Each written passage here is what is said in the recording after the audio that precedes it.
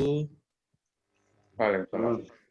Selamat sore, Om Swastiastu, Namo Buddhaya, salam kebajikan, Shalom, salam sejahtera untuk kita semua. Pada webinar Muji Santosa Consulting ini kita akan membahas tentang terkait dengan keuangan daerah, revisi DPA, kemudian juga penganggaran untuk multi-year tahun jamak pengadaan barang jasa pemerintah, dan juga bagaimana untuk perbendaharaan terkait dengan SPJ di keuangan daerah yang akan dibawakan oleh Bapak Widya Iswara dari Kementerian Dalam Negeri, Pak Dr. Andes Kusdaryono, MSI. Kurang lebihnya Pak, teman-teman dari pelaku pengadaan ini membutuhkan informasi, karena kita sering, yang terutama kalau teman-teman yang, karena saya di UKPBJ punya permasalahan ini, ketika proses penganggarannya harus bagaimana cara merevisi DPA-nya, kemudian juga terkait dengan penganggaran multi-years itu seperti apa, dan juga bagaimana standar dari SPJ keuangan daerah, karena bisa jadi nih standar dari SPJ keuangan daerah teman-teman dalam satu Pemprov saja, dalam satu cakupan provinsi saja, itu bisa terjadi perbedaan satu sama lain gitu.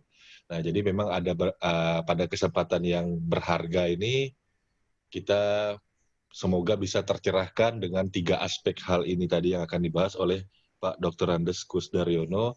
Kurang lebihnya waktu pemaparan Pak, mohon izin saya menyampaikan seperti pemateri yang lain 40 menit.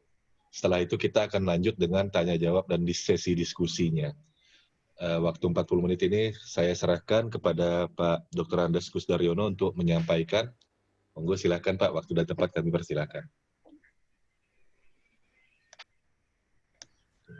Pak Muklis, mohon dibantu untuk materinya, share screen-nya Pak. Oke. Siap, terima kasih Pak Muklis. Selamat sore. Dan Om Swastiastu dan salam kebajikan. Selamat datang Bapak Ibu di acara webinar sore hari ini. Saya akan menyapa teman-teman kita seluruh Indonesia Bapak Ibu ya.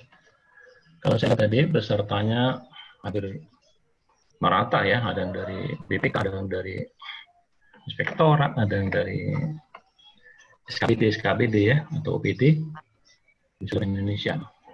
Tentunya kalau Bapak Ibu melihat saat ini, kita pertama-tama harus ingat 3M ya,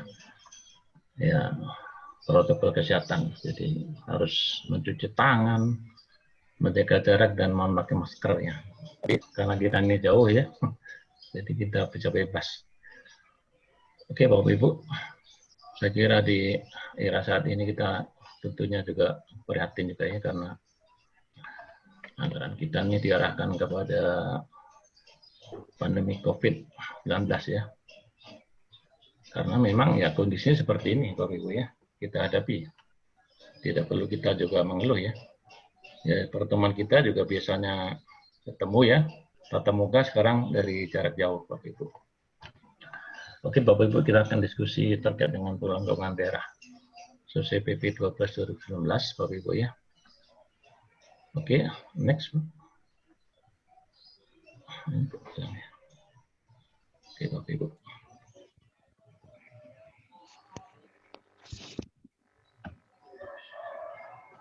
Oke, saya kira kalau berdasarkan Undang-Undang 23 2014 ya tentang pemerintahan daerah, memang sekarang muncullah PP 12 ya tahun 2019 ya tentang pengelolaan keuangan daerah. Jadi sebelumnya sudah ada juga PP 8 2005 ya.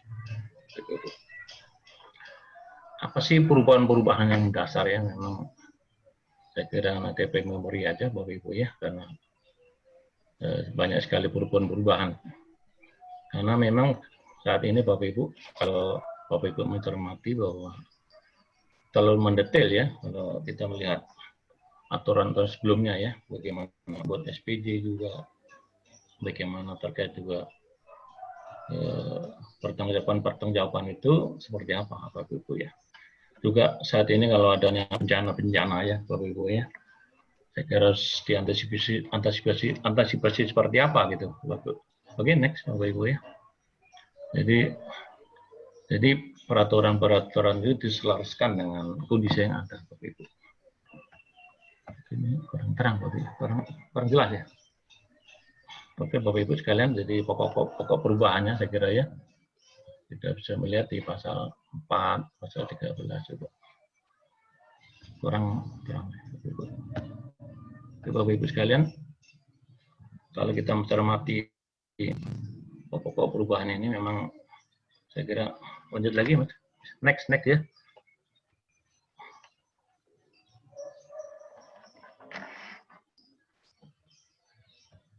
Kurang terang Pak ya. Slide-nya kurang terang ya. Ya, Ini karena next ya. Next saja Pak. Next ya. Next ya. Oke.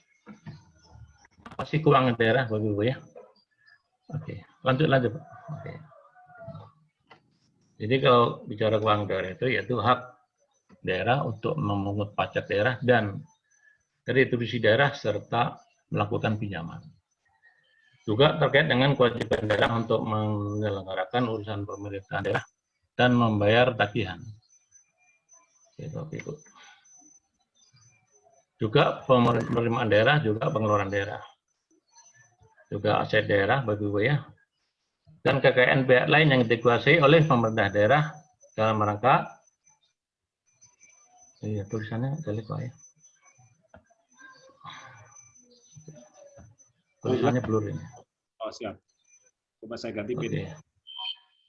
Diterangkan Pak ya, agak jelas. Tayangannya kurang terang. Ya oke, agak lumayan. Oke, ini lumayan Pak. Oke ya. Terus ya lanjut aja. Ya oke. Jadi saya kira terkait dengan keuangan daerah itu, nomor 5 itu kekayaan daerah yang dikelola sendiri atau oleh pihak lain berupa uang, surat berharga, piutang barang, serta hak lain yang dapat dinilai dengan uang, termasuk kekayaan daerah yang dipisahkan. Nah, nomor 6 itu kekayaan pihak lain yang bilang lagi Pak ya. Tadi udah terang. Oke, Bapak Ibu, kita lanjut aja. Oke, Bapak Ibu. Asas umum pengelolaan keuangan daerah. Itu pertama Bapak Ibu taat pada peraturan perundang-undangan ya. Kenapa ini sangat penting Bapak Ibu ya? Seringkali kalau bicara terkait dengan kebijakan ya Bapak Ibu ya. Pertanyaannya adalah lebih tinggi mana kebijakan pimpinan yang peraturan ya. Ini yang Bapak Ibu sekalian, saya sering kali menanyakan kepada teman-teman kadang-kadang ya. Jadi kebijakan itu Bapak Ibu boleh, tapi kan tidak diskresi ya, discretion power itu boleh, selama tidak bertentangan dengan peraturan perundangan. Cuman kadang-kadang yang terjadi Bapak Ibu sekalian, juga pengalaman saya selama jadi auditor itu, ya kadang-kadang itu kebijakan dibuat oleh pimpinan itu seringkali bertentangan dengan peraturan perundangan. Nah ini yang jadi persoalan. Padahal sebenarnya selaku ASN ya Bapak Ibu ya, harusnya kan itu aturan itu. Itu yang sangat penting Bapak Ibu ya. Itu tugas ASN adalah implementasi terkait dengan kebijakan-kebijakan. Nah, kebijakan itulah dalam bentuk peraturan-peraturan. Juga terkait dengan asasnya itu efektif efisien Bapak Ibu. Ekonomis, transparan, bertanggung jawab, berkeadilan, dan terakhir itu ya kepatutan dan manfaat untuk masyarakat. Pertanyaannya Bapak Ibu, ya apapun yang kita lakukan itu muaranya adalah kepada kesejahteraan masyarakat. Ini yang penting Bapak Ibu. Jadi memberi manfaat bagi masyarakat. Bukan hanya untuk aparatur ya, itu sangat penting juga, tapi muaranya karena kita kan kerjanya memang memberikan pelayanan bagi masyarakat. Oke, next.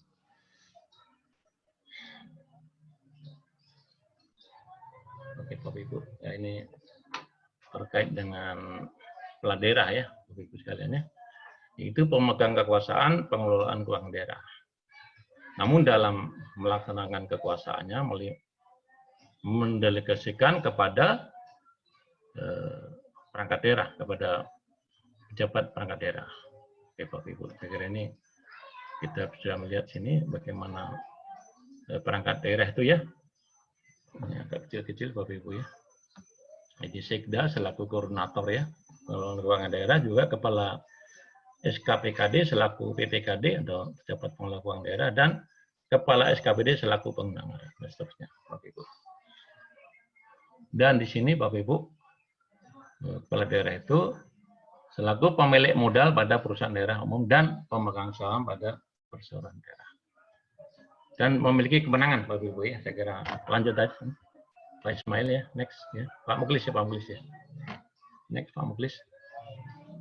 Oke, Bapak Ibu, Sekda ya, saya kira ini memiliki kewenangan ataupun selaku koordinator keuangan daerah ya, saya kira ini sudah jelas Bapak Ibu ya. Nah, seperti yang dulu-dulu juga. Oke, next Bapak Ibu ya. Lanjut lagi Bapak Ibu. Next. Oke, juga PPKD atau pejabat pengelola keuangan daerah selaku kepala SKPKD selaku PPKD mempunyai tugas antara lain ya Bapak Ibu menyusun dan melaksanakan kebijakan pengelolaan keuangan daerah dan seterusnya. Oke Bapak Ibu, juga PPKD selaku PUD berwenang menyusun kebijakan dan pedoman pelaksanaan APBD. Nah sekarang ini sudah ada juga pedoman penyusunan APBD tahun 2021 Bapak Ibu ya. Oke lanjut Bapak Ibu ya. Ada next. Pak Muklis ya. Oke Bapak Ibu, saya kira kepala daerah juga menetapkan kuasa bendahara umum daerah dan terkait dengan apa nih Bapak Ibu ya. Jadi PPKD selaku PUD mengusulkan kuasa bendahara umum daerah kepada kepala daerah. Oke, Bapak Ibu, jadi kuasa PUD mempunyai tugas menyiapkan anggaran kas dan seterusnya. Oke, next Bapak Ibu ya. Saya kira yang lebih penting tadi yang oke Bapak Ibu. Ya ini sekarang ini kepala SKPD selaku pengguna anggaran ya mempunyai tugas apa saja Bapak Ibu ya. Saya kira menyusun RKA dan seterusnya Bapak Ibu ya. Melakukan tindakan yang mengakibatkan pengeluaran atas beban anggaran belanja itu Bapak Ibu dan seterusnya. Oke. Next Pak ya. Lanjut Pak. Oke Bapak Ibu. Jadi di sini Bapak Ibu sekalian bahwa pengguna anggaran melimpahkan sebagian kewenangan kepada kepala unit SKPD selaku kuasa pengguna anggaran. Ya Bapak Ibu. Berdasarkan pertimbangan lokasi Bapak Ibu. Kalau mungkin di lokasi-lokasi yang sifatnya itu agak jauh ya mungkin ya, atau mungkin kompleks Bapak Ibu ya. Oke lanjut Pak. Next. Oke, PPTK juga Bapak Ibu ya. Nah, ini jadi bagaimana pejabat membuat teknis kegiatan. Penetapan berdasarkan pertimbangan apa Bapak Ibu ya. Jadi kompetensi jabatan, besaran anggaran kegiatan, juga beban kerja, lokasi, rentang kendali dan pertimbangan objektif lainnya dan seterusnya Bapak Ibu ya. Next Pak, next. Lanjut Pak. Oke. Oke juga Bapak Ibu sekalian, pejabat penatasan keuangan atau PPK SKPD, tugasnya apa juga PPK unit SKPD Bapak Ibu ya. Oke lanjut Bapak Ibu ya.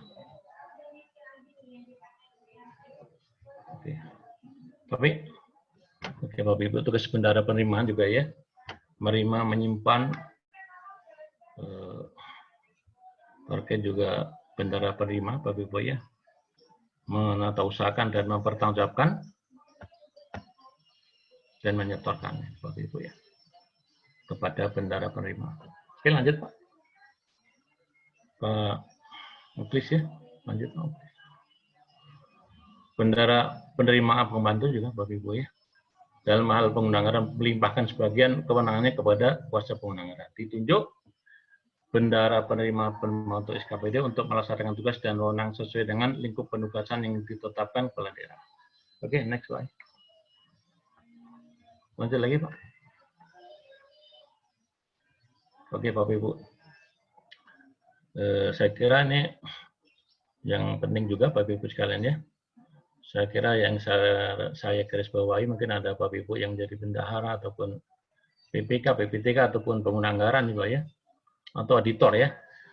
Jadi saya kira bendahara pengeluaran ini yang memiliki tugas wewenang mengajukan permintaan pembayaran menggunakan SPP UP, SPPGU, SPPTU, dan SPPLS. Menerima dan menyimpan UPTU, GU, dan TU juga melaksanakan pembayaran dari UP, GU, dan TU yang dikelolanya. Oke Bapak Ibu, ini saya garis bawah ini yaitu apa ya? Menolak perintah bayar dari pengguna anggaran yang tidak sesuai dengan ketentuan peraturan perundangan. Oke Bapak Ibu, ini yang saya kira banyak jadi dilema Bapak Ibu ya. Karena seringkali begini Bapak Ibu, yang kita banyak ketahui ya, khususnya di daerah nih. Kenapa kok saya garis bawahi di sini? Karena seringkali itu bahwa kadang-kadang menjelang pilkada-pilkada begini Bapak Ibu ya, seringkali apa yang terjadi itu? Bahwa ASN itu kadang-kadang ya terbawa-bawa dengan apa semacam tim ses ya, tim sukses itu. Nah ini gimana sikap kita ya Bapak Ibu ya? Ya tidak ada aturan yang membolehkan ya, kan menolak itu. Menolak perintah bayar itu dari pengguna anggaran yang tidak sesuai dengan ketentuan peraturan perundangan. Dan meneliti kelengkapan dokumen pembayaran. Oke Bapak Ibu. Saya kira ini harus teliti Bapak Ibu ya.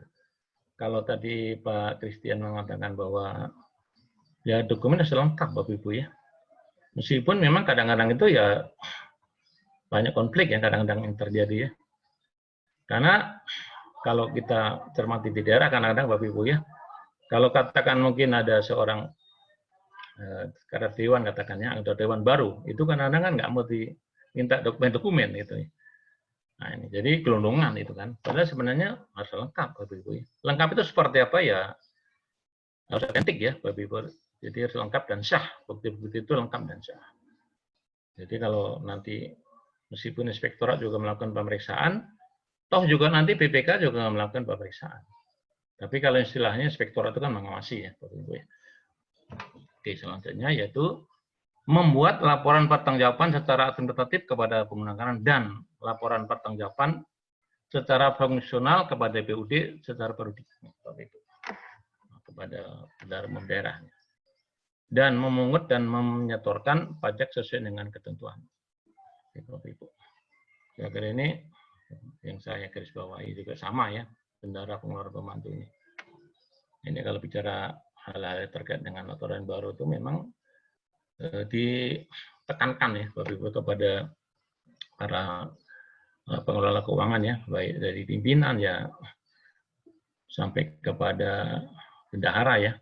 Pada dasarnya kan bertanggung jawab Bapak Ibu ya. Oke, lanjut Pak ya. Next ya Pak Muklis.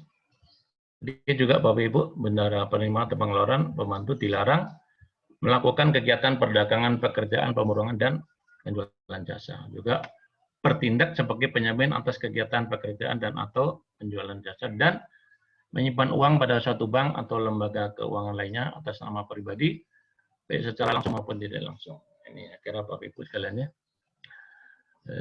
dilarang melakukan apa ya, kerjaan sampingan lah. Kira-kira. Oke, Bapak Ibu sekalian, lanjut Pak Muklis. Oke Bapak Ibu. Jadi kalau kita bicara mengenai tim anggaran ya, TAPD. Jadi kalau bicara mengenai TAPD itu Bapak Ibu sekaliannya bahwa tim ini memiliki tugas membahas kebijakan pengelolaan keuangan daerah. Tapi yang menentukan itu ataupun yang menetapkan nanti adalah kepala daerah dan DPRD. Itu kan Bapak Ibu ya. Menyusun dan membahas rancangan KUA dan rancangan perubahan KUA dan menyusun dan membahas rancangan PPS dan rancangan perubahan PPS. Oke Bapak Ibu, saya kira ini yang penting juga Bapak Ibu ya, melakukan verifikasi RK SKPD. Nah, ini kenapa perlu diverifikasi Bapak Ibu sekalian? Kan harus connect ya antara RPJMD, antara juga Renstra SKPD Bapak Ibu ya. Nanti ada RKPD, pertama RPJMD, RKPD juga. Saya kira Bapak Ibu sekalian harus connect ya. Jangan sampai tidak ada benang merahnya ya kepada RKA nantinya. Karena toh juga nanti akan direview oleh teman-teman inspektorat. Verifikasi oleh tim anggarannya TAPD. Juga Bapak Ibu membahas rancangan APBD, rancangan perubahan APBD dan rancangan pertanggungjawaban APBD dan seterusnya. Oke, ini saya kira tim yang ada ini saat ini Bapak Ibu ya juga ketat sekali melakukan verifikasi ya rancangan DPA SKPD dan rancangan perubahan DPA SKPD. Menyiapkan surat edaran yang jelas dan melaksanakan tugas lain sesuai dengan ketentuan peraturan perundang-undangan. Oke, Bapak Ibu. Jadi saya tekankan lagi bahwa kadang-kadang itu Bapak Ibu sekalian yang terjadi itu bahwa setelah diusulkan ke tim anggaran itu kadang-kadang dicoret atau gimana ya. Padahal sebenarnya tidak. Kan harus dilakukan semacam verifikasi ya. Ataupun nanti akan dilakukan review ya oleh teman-teman inspektor. Oke, next Pak. Mungkin ada banyak lagi Pak. Lanjut ya.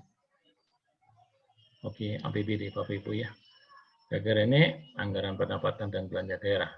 Penerimaan daerah, rencana penerimaan daerah yang terukur secara rasional yang dapat dicapai untuk setiap sumber penerimaan daerah dan berdasarkan pada ketentuan peraturan perundangan. Jadi pengeluaran daerah itu adalah rencana pengeluaran daerah sesuai dengan kepastian tersedianya dana atas penerimaan daerah dalam jumlah yang cukup. Oke, Bapak Ibu. Jadi tidak boleh menganggarkan itu yang tidak cukup anggaran. Oke, dari penerimaan daerah yang jumlahnya cukup. Tidak boleh melebihi plafon. Dan memiliki dasar hukum yang melandasinya. Jadi harus ada perdanya, Bapak Ibu. Namanya penerimaan daerah itu harus ada perda. Tidak ada namanya putusan kepala daerah. Apakah itu gubernur ya, atau peraturan gubernur, peraturan bupati atau wali kota. Oke, ini Bapak Ibu. Juga bagaimana rencana keuangan tahunan daerah yang ditetapkan dengan perda, Bapak Ibu. Jadi asas umum APBD yaitu disusun sesuai dengan kebutuhan penyelenggaraan urusan pemerintahan daerah yang menjadi kewenangan daerah dan kemampuan pendapatan daerah. Memperdomani KUA PPS yang didasarkan pada RKPD dan mempunyai fungsi otorisasi, perencanaan, pengawasan, alokasi, distribusi, dan stabilisasi. Next.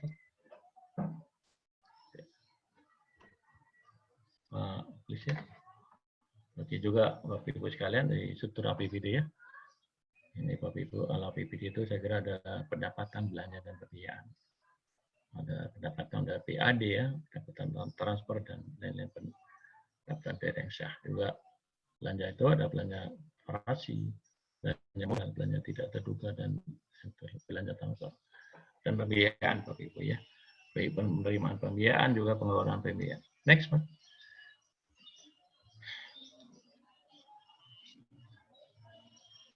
Jadi juga Bapak Ibu kita naik aja Pak. Lanjut lagi Pak. Nah, ini yang akan ditanyakan tadi oleh terkait next Pak ya. Oke Pak. Belum ya ini. Jangan dipindah dulu ya. Oke. Naik lagi Pak tadi. Naik lagi Pak ya. Ulang lagi di atas deh. Oke. Jadi pemerintah daerah dilarang melakukan pungutan. Oke Pak. Oke. Jadi lanjut terus Pak ya. Oke Pak. Ya terus Pak ya terus. Masih terus Pak? Terus Pak, ya, terus lanjut ya Pak ya. Karena terkait dengan apa nih? Oke. Oke Pak, saya kira lanjut ya, terus ya. Lanjut aja Pak. Waktunya berapa menit Pak ya? Oke Pak, terus ya. Belanja daerah juga, terus Pak. Next ya, next. Belanja pegawai juga Bapak Ibu ya. Oke Pak. Belanja barang dan jasa juga. Oke, next Pak. Oke. Masih panjang lah ya. Oke Pak, terus ya. Oke, ini yang kira yang penting juga, hibah dan bansos juga. Belanja modal Bapak Ibu ya digunakan untuk menganggarkan pengeluaran yang dilakukan dalam pengadaan aset tetap dan aset lainnya. Pengadaan aset tetap memenuhi kriteria ya Bapak Ibu ya, mempunyai masa manfaat lebih dari 12 bulan. Jadi kalau bicara mengenai multi-use ya Bapak Ibu ya, juga digunakan dalam kegiatan pemerintahan daerah dan batas minimal kapitalisasi aset diatur dalam perda daerah. Oke, Pak. Lanjut Pak ya. Next Pak ya. Belanja bagi hasil juga belanja bantuan keuangan. Oke Pak. Next Pak ya. Oke. Ini ada Pak ya. Tata. Belanja tidak terduga nih Pak. Jadi kalau bicara mengenai belanja tidak terduga itu terkait dengan pengeluaran anggaran atas beban APBD untuk keadaan darurat termasuk keperluan mendesak serta pengembalian atas kelebihan pembayaran atas penerimaan daerah tahun-tahun sebelumnya. Juga kriteria keadaan darurat dan keperluan mendesak ditetapkan dalam Perda tentang APBD tahun berkenaan. Jadi kalau bicara keadaan darurat itu Bapak Ibu sekalian, apa saja yang kriteria di situ Bapak Ibu, yaitu bencana alam, bencana non alam, bencana sosial dan atau kejadian luar biasa. Juga pelaksanaan operasi pencarian dan pertolongan. Jadi Bapak Ibu sampai kepada evakuasi ya dan mitigasi ya, sampai dalam arti mencari korban itu. Dan kerusakan sarana prasarana yang dapat mengganggu kegiatan pelayanan publik Bapak Ibu. Nah, saat ini Bapak Ibu kalau bicara mengenai kedaruratan ya, ini kalau bicara mengenai pandemi COVID ini kan juga darurat Bapak Ibu ya. Ini juga termasuk pada dasarnya. Dalam arti memang bisa dialokasikan ya kepada pemulihan ekonomi juga untuk mengatasi persoalan-persoalan yang ada saat ini kita hadapi baik di pusat sampai di daerah, sampai juga di desa Bapak Ibu ya. Untuk kesejahteraan masyarakat ya. Apa yang juga termasuk dalam keperluan mendesak yaitu kebutuhan daerah dalam rangka pelayanan dasar masyarakat yang anggarannya belum tersedia dalam tahun anggaran berjalan. Ini mendesak Bapak Ibu ya. Juga belanja daerah yang bersifat mengikat dan belanja yang bersifat wajib. Juga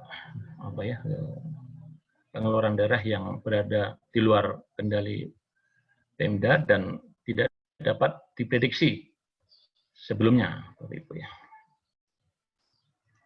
Oke Bapak Ibu, ini saya kira lanjut lagi Pak ya. Lanjut Pak ya. Next Pak ya. Plan pemilihan daerah ya, saya kira Bapak Ibu ya. Ada penerimaan pemilihan daerah, ada pengeluaran pemilihan daerah dan seterusnya. Next Pak ya.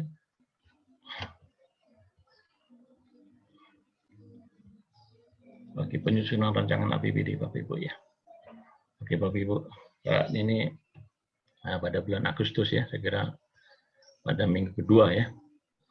Kita mencermati ya memang saat ini sudah ada penerbitan surat edaran kepala daerah perihal pedoman penyusunan RKSPD dan RKSPBKD. Jadi sudah ada juga pedoman penyusunan APBD Bapak Ibu ya untuk tahun 2021. Jadi waktu mulai bulan Juli Bapak Ibu ya, penyampaian rancangan KUA dan penyampaian PPAS oleh kepala daerah kepada DPRD. Nah saat ini karena bulan September Bapak Ibu ya tentunya sudah ada tahapan-tahapan ya. Oke. Yang selanjutnya ada penyampaian rancangan peraturan daerah ya tentang APBD kepada DPRD dan seterusnya. Next Pak. Next Pak. Ya, oke. Lanjut Pak. Oke. Jadi saya kira ini jadwal penyusunannya. Oke Bapak Ibu, bagaimana proses penyampaian rancangan KUA dan rancangan PPS ya? Kalau kita mencermati di sini Bapak Ibu sekalian bahwa pedoman penyusunan APBD yang dikeluarkan oleh Mendagri, kebijakan penyusunan APBD, juga teknis penyusunan APBD dan hal khusus lainnya. Jadi dasarnya adalah kepala daerah ya, menyusun rancangan KUA dan rancangan PPS. Dan selanjutnya Bapak Ibu disampaikan kepada Dewan paling lambat minggu kedua bulan Juli. Menyusun rancangan KUA dan rancangan PPS.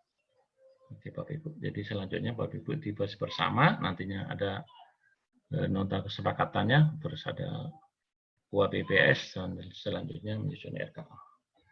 Oke, next Bapak Ibu. Next Pak. KUA PPS Bapak Ibu ya. Memuat apa saja Bapak Ibu ya, akhirnya sudah biasa kita cermati juga. Juga PPS atau prioritas dan pelaporan anggaran sementara Bapak Ibu. Jadi di sini program prioritas dan batas maksimal anggaran yang diberikan kepada perangkat daerah untuk setiap anggaran program dan kegiatan sebagai acuan dalam penyusunan rencana kerja dan anggaran satuan kerja perangkat daerah. Ini sini Bapak Ibu sekalian ya, memuat apa saja ya, menentukan skala prioritas pembangunan daerah. Jadi Bapak Ibu sekarang saat ini kan prioritas utama kan apa ya, penanganan COVID, pandemi COVID ini mau tidak mau Bapak Ibu ya. Meskipun memang kegiatannya juga penting ya. Juga menentukan prioritas program dan kegiatan untuk masing-masing urusan yang disinkronkan dengan prioritas dan program nasional yang tercantum dalam rencana kerja pemerintah pusat setiap tahun dan menyusun capaian kinerja sasaran dan pelaporan anggaran sementara untuk masing-masing program dan kegiatan. Oke, next.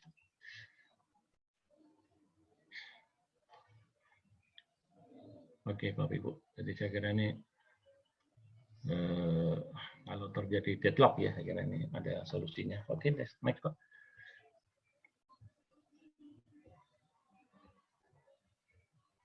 Oke, ini yang seringkali kita diskusikannya bagaimana kegiatan tahun jamak atau multi-years pasal 92. Jadi kalau dalam hal ini kegiatan tahun jamak mengikat dana anggaran lebih dari 1 tahun anggaran. Jamak itu terkait dengan pekerjaan konstruksi atas pelaksanaan kegiatan yang secara teknis merupakan satu kegiatan untuk menghasilkan satu keluaran yang memerlukan waktu penyelesaian lebih dari 12 bulan. Jadi karena tidak cukup waktu 1 tahun ataupun 12 bulan, makanya bisa tidak masuk 1 tahun ataupun 2 tahun. Tapi ini yang jelas Bapak Ibu sekalian, seorang kepala daerah itu tidak boleh menganggarkan ataupun mengadakan kegiatan tahun jamak itu yang melewati masa jabatannya. Bapak Ibu. Jadi katakan kalau tahun ini seorang kepala daerah itu sudah selesai ya, kan tidak boleh tahun depan lagi gitu kan.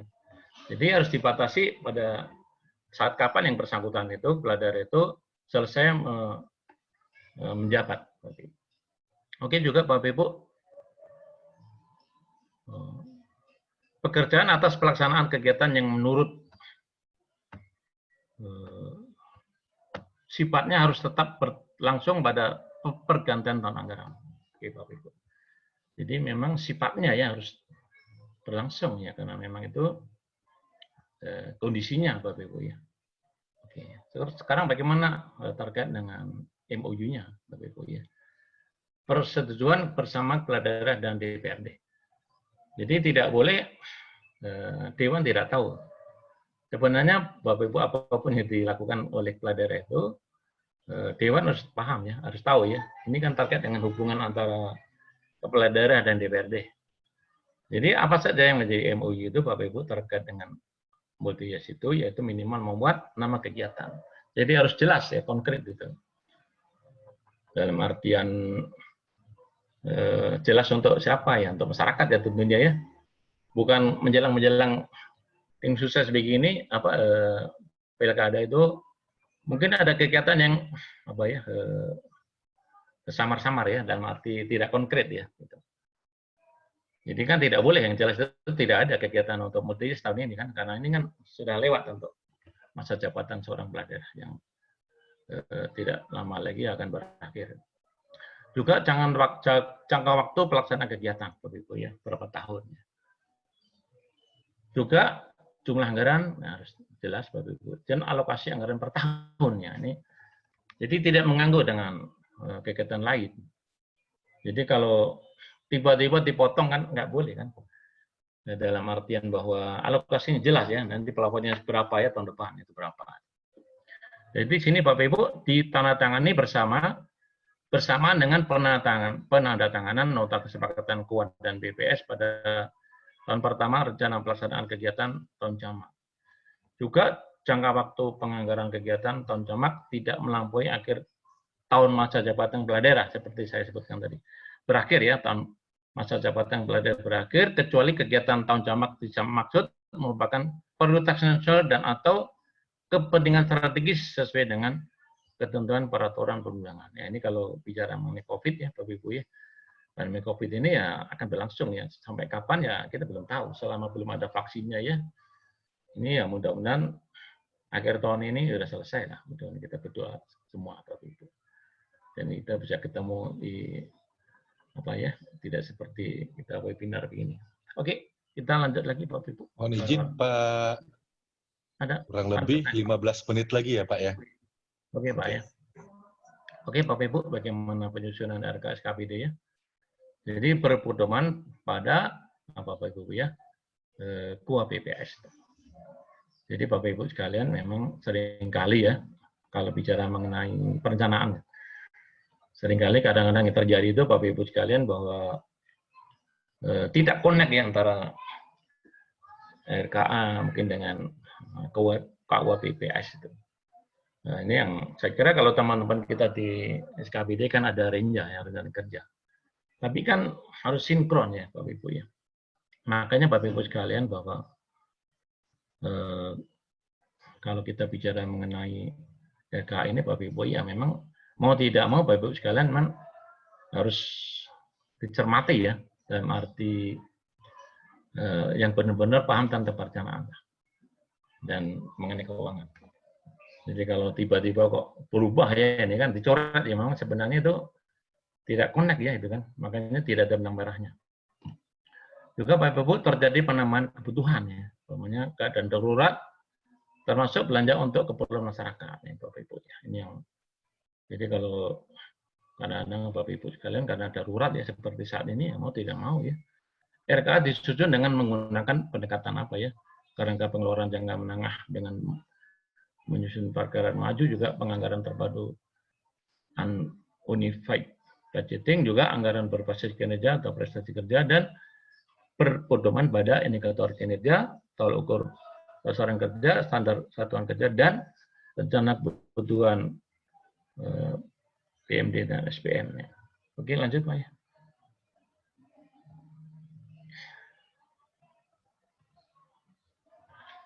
Oke Pak. Jadi bagaimana penyiapan rancangan perda tentang APBD ya, kira ini sudah jelas Pak ya.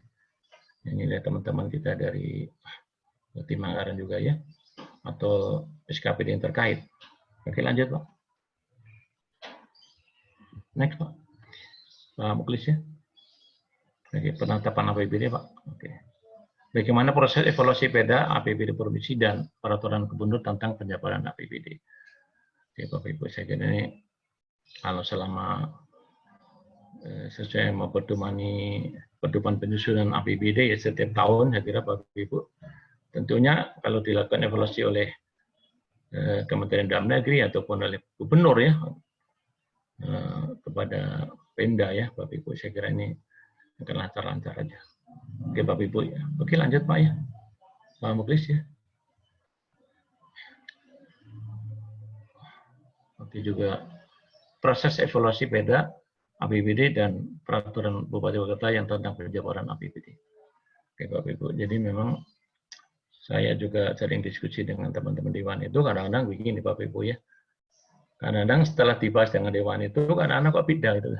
Ini kan tentunya kan Dewan juga melakukan pengawasan ya, makanya sini Bapak Ibu pembahasan dengan Dewan itu sangat penting ya, dibahas bersama DPRD dan Pemda. Jadi jangan sampai begitu berjalan nanti saling curiga itu kan. Harus ada transparan Bapak Ibu seperti kita diskusikan tadi. Oke, lanjut Pak ya.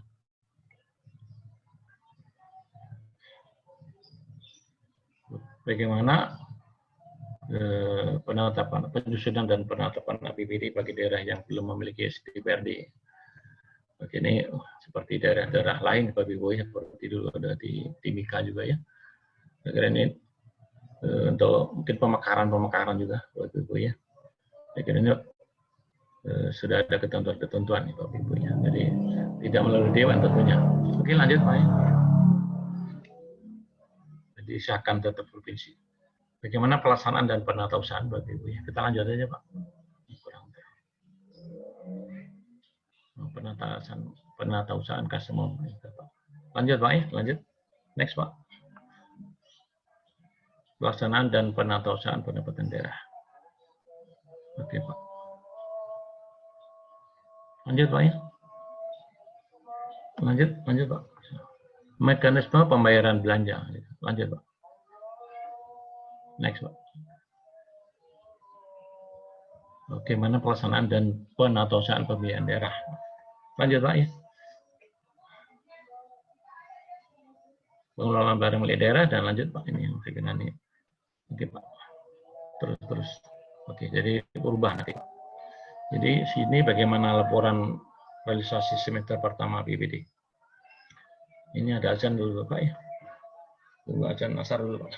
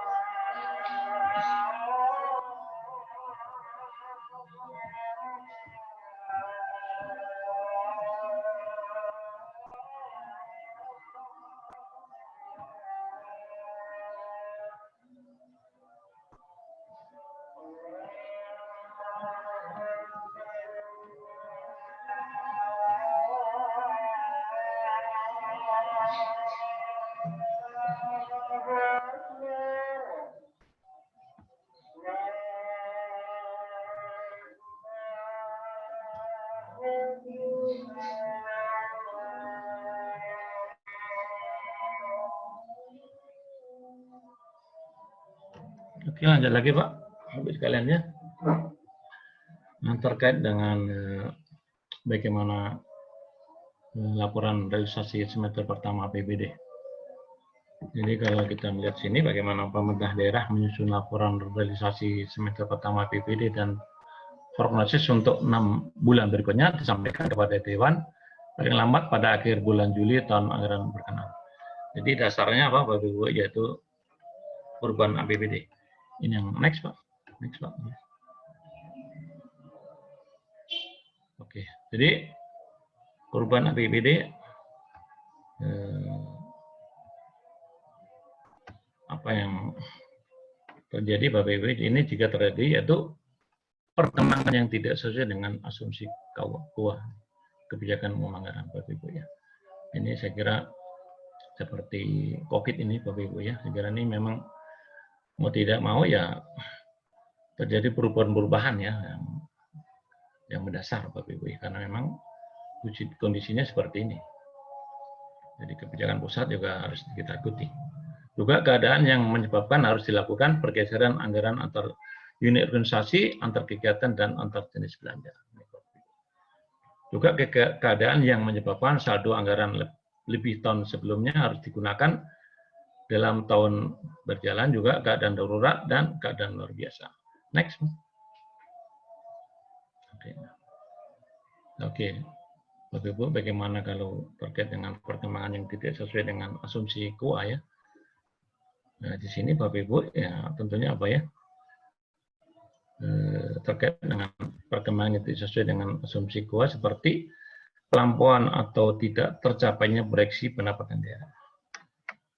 Bapak Ibu, seperti banyak kita lihat ya Bapak Ibu ya di daerah-daerah banyak sekali saat ini karena pandemi COVID ini ya. Juga pelampauan atau tidak terrealisasinya alokasi belanja dan atau perubahan sumber dan penggunaan pembiayaan daerah. Oke Bapak Ibu. Jadi di sini bagaimana dalam rangka perubahan KUA serta perubahan BPS berdasarkan perubahan RKPD. Jadi disertai penjelasannya dalam rancangan perubahan BPS itu.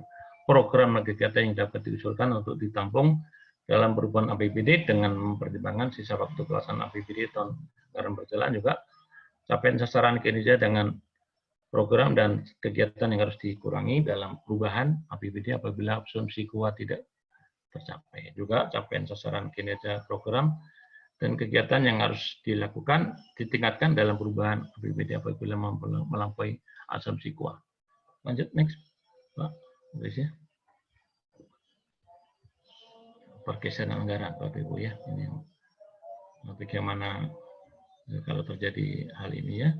Jadi kalau pergeseran anggaran antar unit organisasi, antar kegiatan, dan antar jenis belanja serta pergeseran antar objek belanja dalam jenis belanja dan antar rincian objek belanja diformulasikan dalam perubahan DPS KPD. Juga pergeseran anggaran antar unit organisasi, antar kegiatan, dan antar jenis belanja dilakukan melalui perubahan Perda tentang APBD. Pergeseran antara rincian objek belanja dalam objek belanja berkenaan dilakukan melalui perubahan Perda tentang penyebaran APBD. Next. Oke, ini juga penggunaan sisa lebih perhitungan anggaran tahun sebelumnya ya dalam perubahan anggaran pendapatan dan belanja daerah. Ini silpa Bapak Ibu ya. Jadi penggunaan silpa tahun sebelumnya untuk pendanaan pengeluaran diformulasikan lebih dahulu dalam perubahan DPS KPD dan atau RKS KPD. Next. Lanjut Pak, Inggrisnya. Oke, bagaimana pendanaan keadaan darurat, Bapak Ibu. Jadi kalau terkait dengan kondisi saat ini, Bapak Ibu ya. Jadi dalam keadaan darurat termasuk keperluan mendesak, Pemda dapat melakukan pengeluaran yang belum tersedia anggarannya, yang selanjutnya ditampung dalam rancangan perubahan APBD.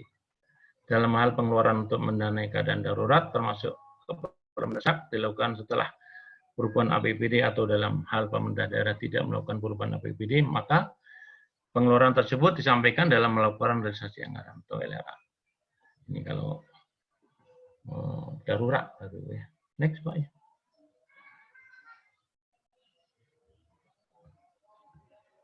Keadaan luar biasa Bapak Ibu ya.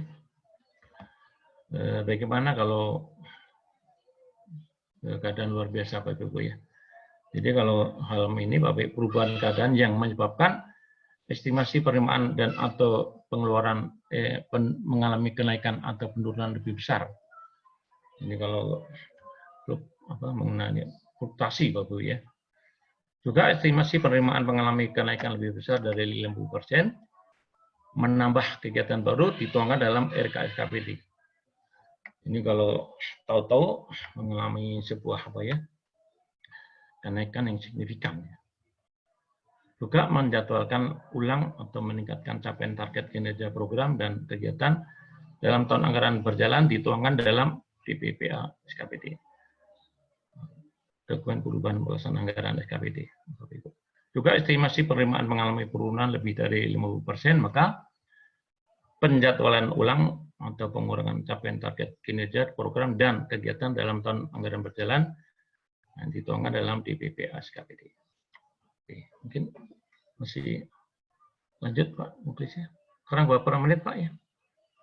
Kurang lebihnya 5 menit lagi Pak. Menit, Pak ya. Ya silakan Oke, Pak. Ibu. Ini jadwal perubahannya, saya kira ini pada bulan Agustus ya, ini kalau dilihat dari sini Bapak Ibu ya. Bagaimana uraiannya, waktu dan keterangannya. Oke, next Pak ya. Oke Pak, akuntansi ya, saya kira ini sampai ya, saya kira ini. Oke, lanjut Pak ya, akuntansi dan balapan uang daerah. Sistem akuntansi uang daerah ya, SAPD dan seterusnya. Oke Bapak Ibu, saya kira untuk sementara ya Bapak Ibu ya, kita melihat di sini bagaimana melihat paparan tadi Bapak Ibu. Saya kira ada beberapa pertanyaannya. Oke, ini PLUD juga Bapak Ibu ya. Oke, next Pak ya. Oke, ini Bapak Ibu, saya kira ini banyak sekali ya yang diatur di dalam PP ini. Bagaimana penyelesaian ganti rugi, juga informasi keuangan daerah Bapak Ibu ya. Dan seterusnya Pak. Pembinaan pengawasan juga Bapak Ibu ya. Inwas ya.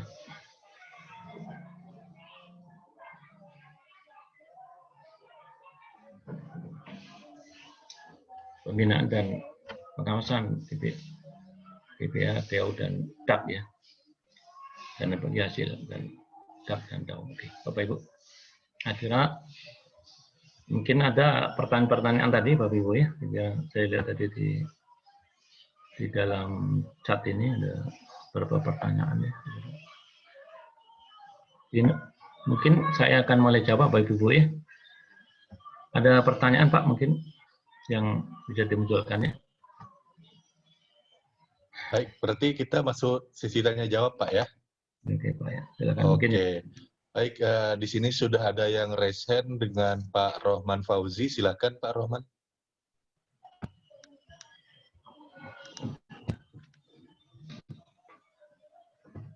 Pak Rohman Fauzi. Baik, saya lanjut saja ke yang berikutnya karena belum ada respon. Pak Dr. Kurniawan Ilyas, silakan.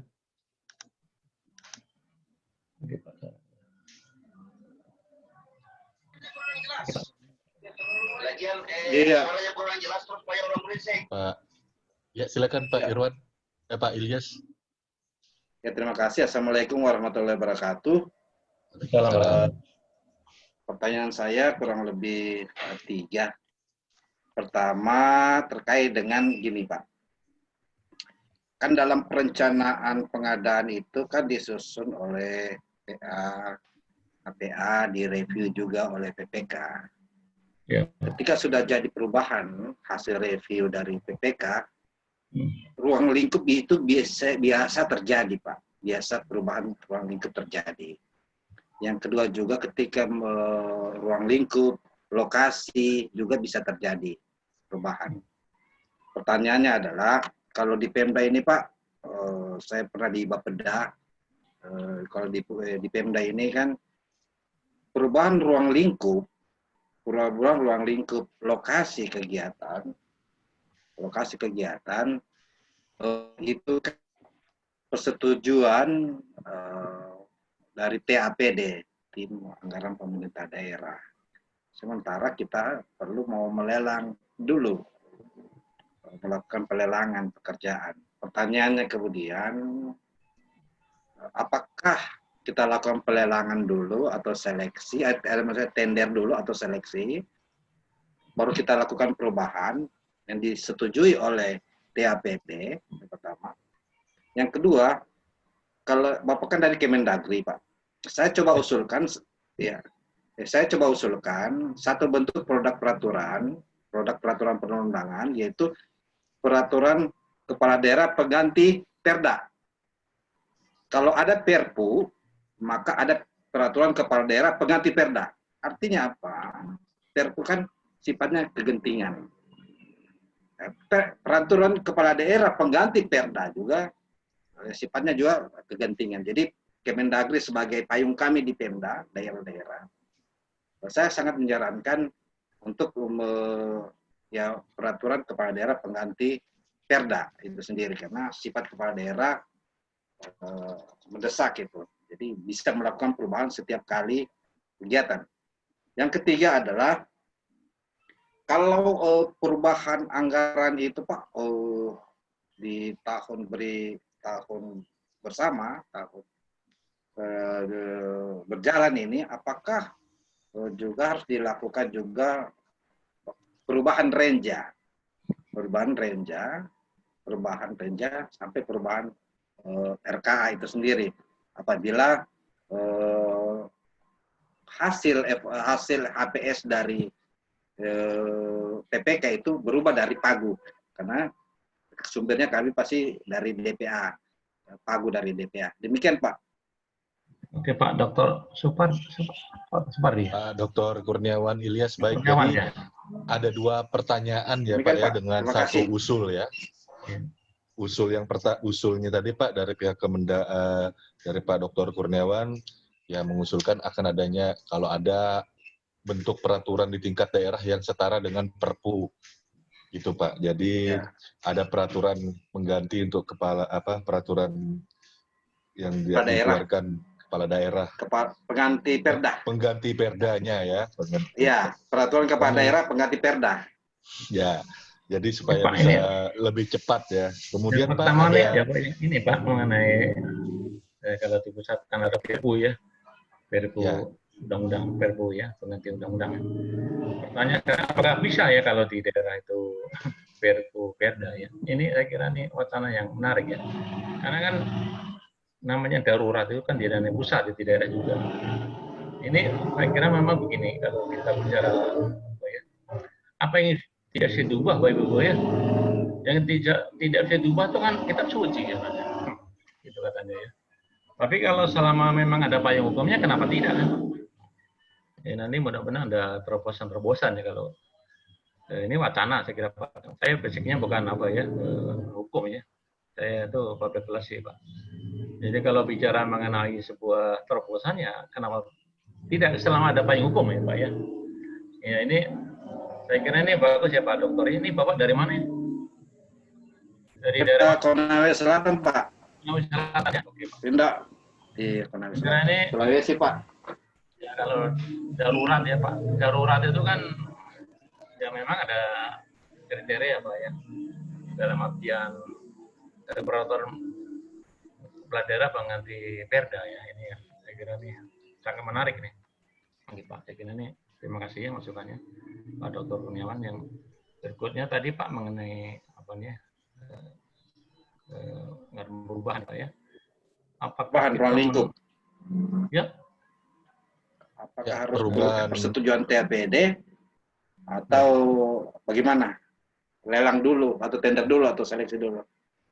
Saya kira ini kan dilematis juga Pak ya, kalau kita melihat bagaimana deadline-nya ya, kalau waktunya itu kalau bulan apa dulu Pak ya, kalau sudah mepet-mepet kan katakan pada bulan-bulan akhir tahun ya kan, nggak mungkin ya Pak ya. Jadi saya kira bersamaan juga bisa, dalam artian kalau menunggu nanti kan menunggu tim anggaran kan juga lama Pak ya, kalau perubahan-perubahan itu sifatnya mungkin besar ya, dalam arti besar kan bisa melibatkan Dewan juga Pak kalau.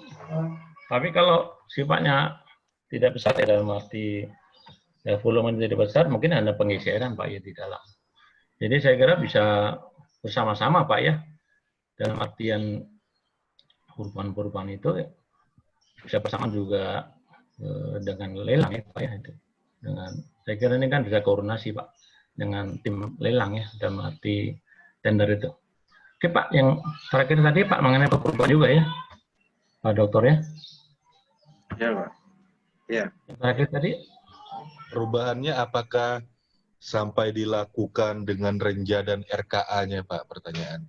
Apa sampai sedalam itu ketika mau melakukan pergeseran? Oke. Kalau sifatnya itu mengubah dalam arti besar Pak ya, itu kan nanti kan harus connect kepada yang besar lagi ya, dalam arti Rinstra Pak ya. Mungkin nanti ke EPJMD, seperti juga pernah kejadian kemarin di Provinsi Banten tuh Pak ya. Kebetulan saya punya teman Pak ya, dulu di Suara, jadi Sekda ya, Sekda Provinsi Banten tuh. Jadi kan juga melakukan perubahan RPJMD Pak justru ya. Karena setelah dalam kondisi di lapangan itu ternyata memang ya harus direvisi ya dalam arti RPJMD itu. Begitu pula kalau tadi Bapak sampaikan bahwa apakah perubahan itu akan mengubah renja, ya bisa terjadi Pak, karena kalau nanti membuat laki Pak ya, itu kan akan dipertanyakan juga oleh Menpan ya. Jadi kalau tidak, kan nanti kan bagaimana membuat lakibnya Pak. Oke, ini yang saya kira ini harus dicermati juga. Tapi usahakan bahwa, makanya tadi kan ini Bapak Ibu ya, tim anggaran sekarang ini sesuai dengan PP 12 2019 itu tentang pengelolaan daerah itu harus ketat Bapak Ibu ya, ketat merevisi atau melakukan verifikasi terkait dengan RKA ataupun juga kepada DPA Bapak Ibu. Jadi sebelum di DPA diverifikasi terus. Jadi saya kira juga teman-teman kita inspektorat juga mengawalnya itu udah ketat ya. BPKP juga sama Pak. Jadi kalau internal kita di Pemda sendiri itu kan baik oleh tim anggaran juga inspektorat itu memang benar-benar juga harus dicarikan SDM yang memiliki kompetensi Pak, dalam arti bidangnya Pak. Jadi tidak sembarangan bahwa melakukan review itu hanya formalitas, bukan, tapi memang benar-benar dalam arti kalau katakan mungkin ada titipan Pak. Seringkali kan seperti itu ya, saya pengalaman saya juga di Tor itu seringkali tiba-tiba muncul kegiatan baru. Ini tidak ada alasan Pak. Banyak sekali kepala daerah itu yang melakukan diskusi waktu ada orientasi kepala daerah itu ya seperti itu Pak ya, harus berani. Selama tidak ada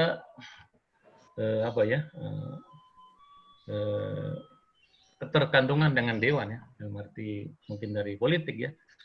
Saya kira harus berani ya, Bapak Ibu ya, saya sampaikan teman-teman itu bahwa harus berani mengatakan tidak tuh. Resikonya ya apa ya, nanti kan ya mungkin dewannya dalam arti melakukan pengawasan lebih ketat ya. Tapi kalau memang benar kenapa tidak Pak, harus berani.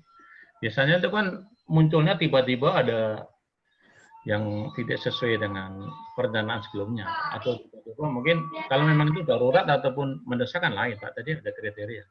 Tapi kalau tiba-tiba muncul yang tidak ada persoalan apa-apa, tiba-tiba muncul kegiatan baru kan. Ini kan kalau diadakan pemeriksaan ataupun audit itu kan sudah jelas Pak, itu bahwa pasti ada sesuatu. Dan pengalaman saya ya itu pasti ya apa ya, dari awal kan dari perencanaan udah nggak benar Pak ya, gitu kan. Oke Pak Dokter gitu ya mungkin ya. Baik, terima kasih Pak.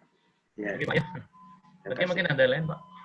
Mungkin Pak Muji ada yang mau ditambahkan sebagai pembahas Pak, silakan. Oh ya, terima kasih. Jadi yang disampaikan tadi, kalau mengenai revisi di APBD ya, revisi keuangan daerah. Kelihatannya ada dua step, kan, revisi di internal SKPD sendiri, dan revisi yang minta di APBD perubahan. Jadi yang Pak Koordinator Invest itu di mana posisinya? Apakah posisinya di Satker ataukah nanti melalui APBD perubahan? Nah, kita kan saking tertentu waktu. Dengan kondisi waktu seperti itu, pilihan kita, menunggu dulu lah revisinya. Atau kalau nunggu revisi ini nggak akan cukup, ya udah tendernya bisa dimulai Pak sebelum diajukan revisi, dengan harapan revisi revisi. Jadi nanti kita declare ya, kita nyatakan dalam tender, bila mana revisi dan sebagainya nggak setuju, ya berarti gagal. Nah, gitu Pak. Jadi kita ngukur waktu revisi di, apakah itu di internal SKPD ataukah revisi di APBD perubahan. Nah, setelah itu dicocokkan Pak dengan pelaksanaan tendernya maupun pelaksanaan kontraknya. Nah, ini mengenai masalah hitung-hitungan Pak, analisa aja ini. Seperti itu pilihan-pilihan terbaiknya di mana dengan koridor-koridor aturan tadi. Nah, gitu aja. Terima kasih ya. Oke Pak, terima kasih Pak. Baik, saya ke penanya selanjutnya. Tadi yang sebelumnya saya lewatkan, Pak Rohman Fauzi, apakah sudah hadir? Silakan direspon. Siapa? Sudah Pak. Oke, silakan Pak Rohman. Ya, maaf. Pak, saya dari UPT Pusat, Pak. Kebetulan ini kan tadi bahas yang daerah, Pak, ya? Ya. Ya, jadi sedikit mau nanya tentang kontrak tahun jamak ini, Pak. Dalam Perpres itu kan, Pak, 16, pasal 27 itu kontrak tahun jamak itu kan lebih dari 1 tahun, atau yang B-nya itu melebihi 3 tahun anggaran. Apakah kita sebagai Pokja ini Pak bisa menenderkan kalau ada persetujuan yang melebihi dari 3 tahun anggaran, Pak? Terus bagaimana sikap kita kalau waktu kemarin saya di Pokja Pak, waktu kemarin itu kita tender memang ada persetujuannya itu 3 tahun anggaran, tetapi karena kondisi refocusing ini anggarannya menyusut sehingga dibuatlah revisi persetujuannya menjadi 4 tahun anggaran karena tahun ini cuma dapat duitnya cuma tidak cukup untuk kegiatannya sehingga jadi diperpanjang menjadi 4 tahun. Apakah ini juga dibenarkan atau tidak? Bagaimana? Mohon arahannya Pak. Saya sebagai Pokja sama mungkin sebagai dari Satker, apakah bisa itu surat persetujuan yang 4 tahun anggaran untuk tahun jamak itu? Terima kasih Pak. Baik. Mungkin saya coba koreksi Pak ya, yang tadi pasal kontrak tahun jamak itu kan 1 tahun sampai dengan 3 tahun anggaran ya Pak ya, yang poin B-nya. Ya. Oke. Jadi pertanyaannya adalah kontrak tahun jamak kalau melebihi dari 3 tahun anggaran Pak Rohman ya? Ya, persetujuannya Pak. Ini surat persetujuannya nyebutin lebih dari 3 tahun, jadi 4 tahun gitu. Ini Bapak mohon maaf dari Pemda mana Pak? Saya dari UPT Pusat Pak. Dari Balai Taman Nasional Berbak Sembilang, tapi di Jambi ini kehutanan Pak. Berarti dana APBN ya Pak ya? Iya Pak, iya Pak. Oke. Mungkin Pak Kus mau menanggapi terlebih dahulu Pak. Oke Pak. Oke, memang itu kalau tahun jamak itu kan udah jelas Pak ya, nanti tahun depannya itu plafonnya sekian-sekian itu. Namun namanya perkembangan ini kan kadang-kadang Pak yang terjadi ya. Ya banyak sekali ya mungkin penerimaan itu tidak tercapai ataupun mungkin ada persoalan-persoalan di lapangan ya kan. Bisa terjadi Pak. Tapi saya kira memang kalau dari awal itu dicermati bahwa dikawal ya Pak ya. Makanya kalau baik di pusat ataupun di daerah itu tidak boleh melebihi plafon ya kan. Tapi kan ada asumsi-asumsi seandainya mungkin Pak ya di dalam pelaksanaan itu di lapangan itu mungkin ada hal yang sifatnya itu bukan prestasi ataupun apa ya. Nah, ini bisa juga terjadi pengurangan Pak ya. Nah, ini karena situasi dan kondisi. Apalagi kalau itu situasinya kapan Pak? Pak tadi siapa nih? Rahman. Pak Rahman. Kapan Pak? Apakah waktu pandemi atau? Ya, waktu pandemi kemarin Pak. Memang pas sudah waktu pandemi ini kan. Jadi kami melelangkan itu sudah dengan surat persetujuan multi years-nya 3 tahun. Ya. Ternyata ada refocusing itu Pak. Ya. Jadi yang kita lelangkan itu menjadi untuk tahun 2020 ini menjadi berkurang. Nah, saya mendengar berita bahwa di Satker itu merevisi Ya. Surat persetujuannya itu menjadi 4 tahun. Ya. Ya karena kondisi Pak ya. Tapi itu apakah dibolehkan itu Pak, maksudnya? 4 tahunnya itu Pak. Ya. Karena kondisi yang darurat ini kan selama nanti ada payung hukumnya Pak ya. Ya namanya sebuah kondisi seperti ini kan sama juga ini Pak ya. Mohon maaf ini kalau kegiatan-kegiatannya sifatnya itu ternyata penerimaannya tidak tercapai. Kan nggak mungkin Pak. Seperti Bapak sampaikan tadi.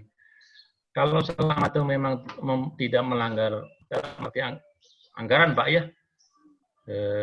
Namanya aturan itu kan selama ada dipaingi oleh payung hukum Pak ya. Saya kira memang tidak melanggar aturan ya kalau ada di backup oleh peraturan. Nah, banyak kali kan Pak ya kalau Bapak Ibu lihat kondisi saat ini ya memang mau tidak mau menyesuaikan kondisi Pak. Ya ada pengurangan, banyak kan pengurangan Pak sekarang ya, bukan penambahan, pengurangan. Ya mungkin tunjangan-tunjangan dikurangin juga kan. Tapi kalau untuk masyarakat kan dapat BLT atau dapat apa, ya macam-macam ya Pak. Ini kan darurat nih, kondisi darurat itu ya maaf ya Pak ya, seperti ini ya kondisi kita. Apakah boleh ya selama memang itu ada payung hukumnya Pak ya. Ini Bapak dari kementerian mana nih Bapak? Kementerian mana Pak? Kehutanan Pak, KLHK. Kehutanan. Ya ini kan saya kira sudah ada payung hukumnya Pak kalau memang itu kondisinya itu memang tidak memungkinkan ya. Dalam arti mungkin 3 tahun jadi 5 tahun. Apakah bisa ya? Mungkin di pick up dengan peraturan. Saya juga ini kan hal yang baru Pak ya. Saya kira ini sampai kegiatan itu di Jakarta atau di luar Jakarta Pak? Kegiatannya Pak? Kegiatan di Jambi Pak, kami di Jambi. Ya. Ya mungkin kalau force majeure kan Pak ya. Itu bukan force majeure kan Pak ya. Ini kan agak ya, spesifik juga ya Pak ya. Tapi saat ini gimana Pak kondisinya? Ya kan kalau proses lelangnya kan sudah selesai Pak. Ya. Dengan pagu berapa kemarin 3 miliar umpamanya kan gitu. Prosesnya sudah selesai, ternyata ada refocusing itu dia merevisi persetujuan kontrak tahun jamaknya menjadi 4 tahun. Kalau di perpresnya kan maksimal 3 tahun itu maksud saya itu. Apakah dengan justifikasi dari persetujuan dari eselon 1 atau menteri itu sudah boleh gitu maksudnya gitu kan. Itu aja. Sama yang keduanya saya tadi tanya kalau sekarang ini keluar lagi ada persetujuan untuk tahun jamak tapi 4 tahun Pak. Apakah saya sebagai Pokja bisa melelangkan itu? Ya, kalau ada persetujuannya kenapa tidak Pak? Kan tadi kan ada payung hukumnya ya. Kalau Bapak ada payung hukumnya ya next saja Pak. Kalau enggak ya jangan Pak. Kan tadi kan kalau sama juga APBD. Prinsipnya itu kan pertama itu harus ikut aturan Pak. Pertanyaan saya aturannya kan sudah ada belum Pak ya? Tadi kalau Bapak sampaikan udah ada kan. Payung hukumnya kan Bapak sampaikan udah ada. Kalau udah ada berarti kan ya tadi Pak. Berarti kan boleh. Kalau tapi tidak itu, ya. Di perpresnya kan 3 tahun Pak, maksud saya gitu. Ini di perpres 3 tahun. Nah, ini kan keluarnya jadi 4 tahun itu ya. Saya justifikasi itu sudah dibolehkan. Pak Roman, mohon izin Pak, saya ini kan kita coba kembalikan ke topiknya yang memang lingkupnya APBD, walaupun memang ada tahun jamaknya. Tapi karena memang sudah terlanjur ditanyakan dan supaya bisa menjawab, mungkin Pak Muji mau coba menambahkan dari teknis dari perpresnya karena Pak Muji yang dari LKPP. Iya, silakan Pak. Oke Pak. Masih saya mau menjawab. Jadi kalau kontrak multi-years kan baik APBD maupun non-PPN kan dibatasi 3 tahun ya, dibatasi 3 tahun. Kecuali mungkin kalau loan agreement atau pinjaman luar negeri ya. Terus sekarang ada surat tadi penjelasan bahwa diizinkan 4 tahun ya. Ya silakan aja Pak kalau ada izinnya tadi berarti kan ada landasan peraturannya. Tidak mungkin Kementerian Keuangan, ya ini kalau Bapak kan izinnya kan dari Kementerian Keuangan menerbitkan hal itu. Ya, jadi tidak Pak, maaf Pak. Yang mengeluarkan persetujuan ini kan dari Kementerian kami Kehutanan Lingkungan Hidup Pak. Nilainya di bawah 200 juta ya, 200 miliar ya. Ya, karena nilainya. Iya, ya silakan aja. Berarti kan pengambil kebijakan Bapak kan berarti kan sudah minta persetujuan, udah tanya lah ke Kementerian. Ya, jadi kita posisi ULP ya ada suratnya enggak? Kalau ada suratnya ya udah menjadi tanggung jawab yang menerbitkan surat tadi. Mudah-mudahan menerbitkan surat yang mengacu pada peraturan yang ada lah gitu. Gitu Pak ya? Siapa sih? Oke, terima kasih. Terima kasih Pak. Baik, jadi sudah mudah-mudahan sudah terjawab ya. Saya lanjut ke penanya berikutnya. Oh ya, mohon izin Pak Muji, ini kita sampai berapa menit lagi ya Pak ya? Masih 15 menit lagi nih. Masih 15 menit lagi. Saya langsung ke yang berikutnya yaitu Pak Cahya Faisal. Silahkan Pak.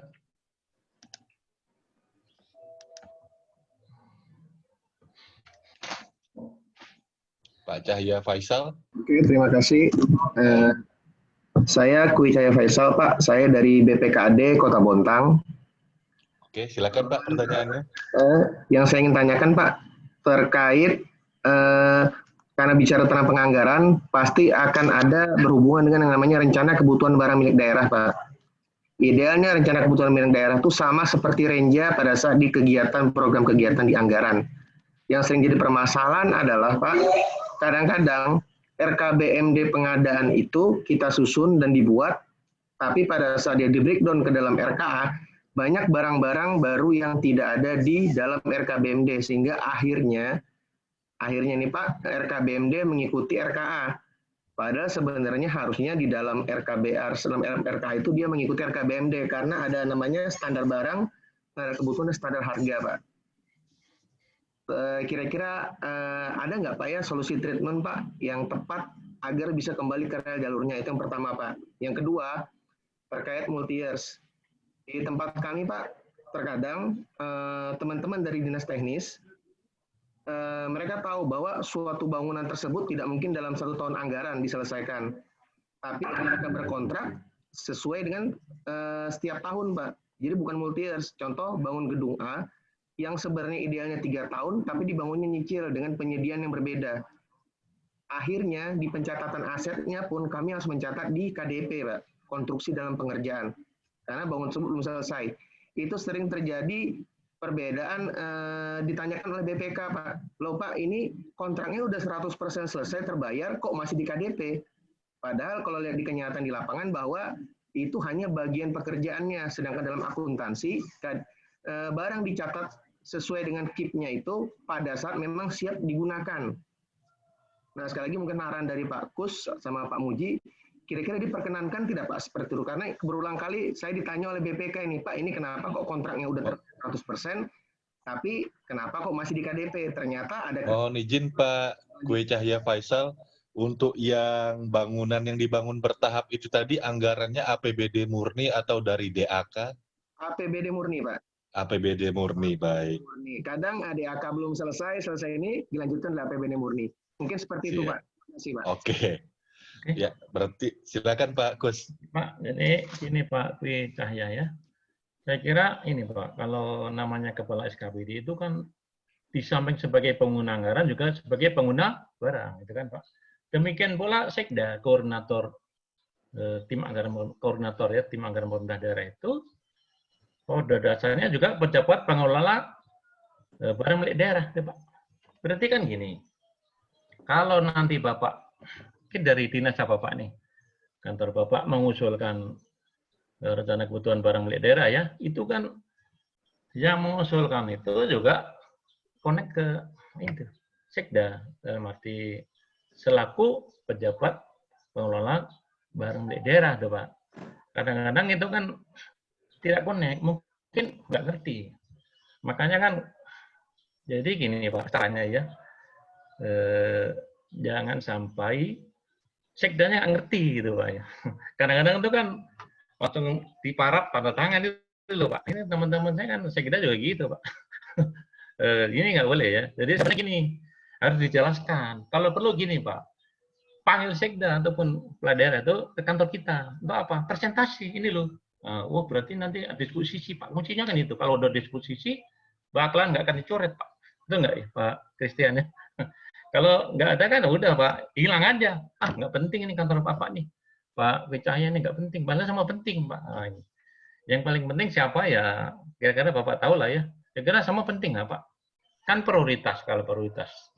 Makanya kan di-review ya Pak ya. Kalau RKA-nya itu review, DPA-nya juga saya mau diketok menjadi anggaran itu Pak. Oke, yang pertama. Kedua tuh saya kira memang bicara mengenai perencanaan.